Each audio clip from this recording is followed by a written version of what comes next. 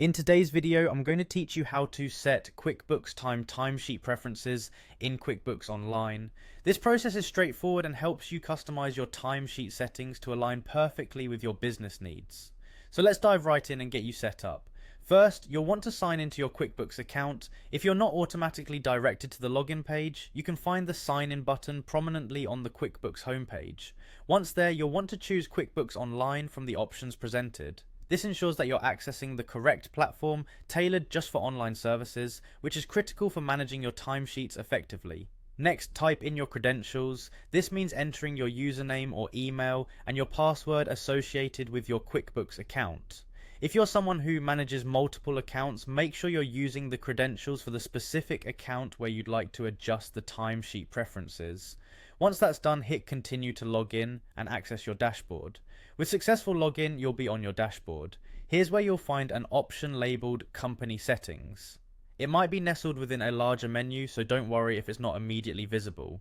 Click on this option because it holds the key to altering your timesheet preferences and customizing many other aspects of how your business operates on QuickBooks.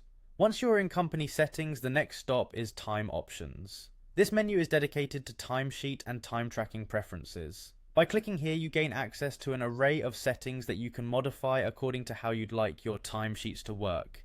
It's a crucial step, as these settings will directly influence how time is reported, managed, and calculated within QuickBooks. Now let's explore the specific preferences you can alter.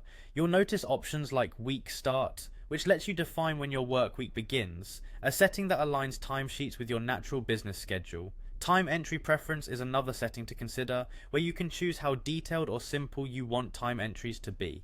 Other options include time off settings, along with several others that allow you to tailor time tracking according to your business's unique demands.